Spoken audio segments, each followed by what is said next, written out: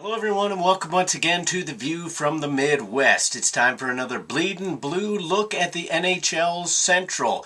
And obviously everybody who is on this site knows that the St. Louis Blues went 3-0 with some victories that were all important over some big-time opponents.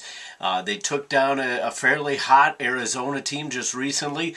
They obviously kind of pulled a thorn out of their side a little bit with the victory over the Los Angeles Kings, and then a big victory in overtime as well against Dallas. The LA and Dallas wins were in overtime, so it was good for St. Louis to get that monkey off the back. Unfortunately, they have lost Alexander Steen. It's going to be at least a month until he's even available to be looked at in terms of coming back. So unfortunately, you get some good news, then you get some bad news. You do get the good news of Robbie Fabry obviously was not injured in that same game, though a lot of people were afraid that he was going to be. And Jake Allen has been taken off the injured reserve.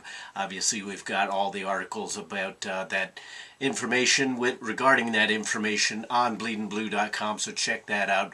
A lot of good stuff going on up there. But let's take a look at the NHL Central. We'll start off with the number one team, not only in the Central, but in the entire conference, the Chicago Blackhawks. The Blackhawks went 2-1 with victories over Toronto by the score of 7-2, and at the Rangers by a score of 5-3. That was a pretty intense game, that one.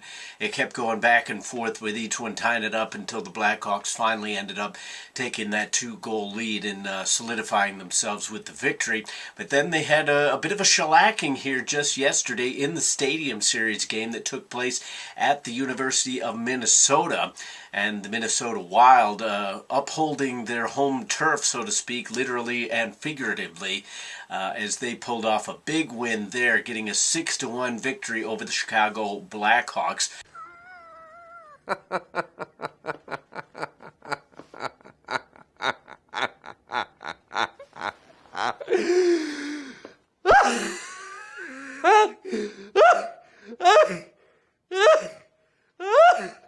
But Patrick Kane did score 2 goals during the week, upping his total to 35. The Dallas Stars had a bit of a surprising week from an outsider's perspective, as they went 0-3 with losses, obviously, to the St. Louis Blues 2-1 at the beginning of the week, and then 6-3 at Arizona. And then they came home to face Boston, but Boston has been red hot as of late, and Boston gets the victory 7-3. And not only do they get a victory 7-3, but they were down 3-1 in that game. So Dallas not only had that victory within its grasp, but then sees 6 straight goals scored against them. So not the way that the Dallas Stars wanted to cap off that week. Tyler Seguin did score against the Coyotes, though, and he upped his total to 31 on the year.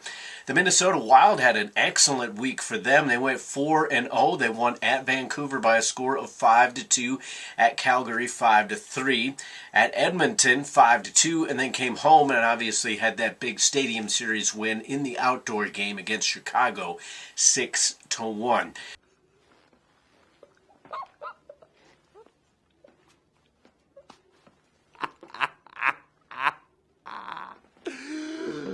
The Colorado Avalanche shook off Sunday's loss to Buffalo and went 2-0 during the rest of the week, as they picked up wins against the Montreal Canadiens 3-2, and then at Edmonton, obviously on the road, Colorado won that one 3-2 as well. So they've kept their scoring going at a pretty decent clip, but they've allowed a few more goals than they would have liked, as Semyon Varlamov has not been quite his usual steady self. But as long as you're getting the victories, Colorado is going to take it, as they're trying to keep pace with the Blues, but they're still 13 points behind that number 3 spot. So they're basically just trying to keep their hopes of a playoff spot in general alive, and they've done so obviously with a 2-0 record during the week.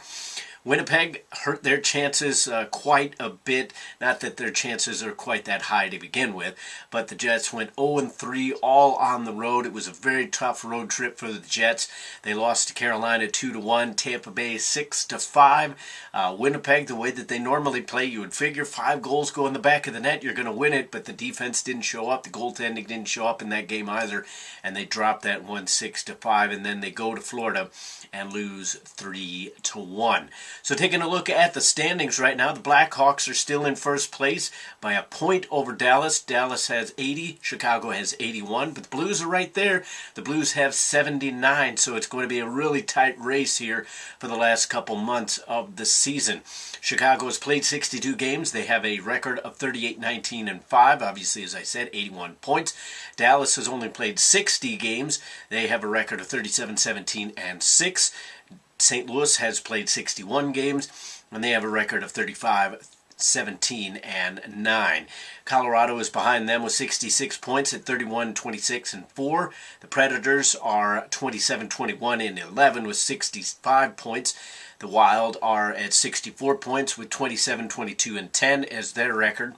And the Jets bring up the basement with 58 games played. So they still have some games to catch up with the rest of the Central Division. But at 25-29-4 and 54 points, they're pretty much all but eliminated, as it's just not looking like they're going to be able to make up any kind of ground, both within the division and within the conference, to try to make up that difference. So that'll do it for your View from the Midwest weekly wrap-up of the NHL Central Division. Let us know what you think in the comments. Who do you think is going to win the division? Do you think any of these key players are going to make some deals with the trade deadline looming coming up? We might take a quick look at that one depending on when everybody makes their moves. Other than that, we'll just have another look at the standings and the team's records within that week. But until the next time, comment, rate, and subscribe, and I will see you then.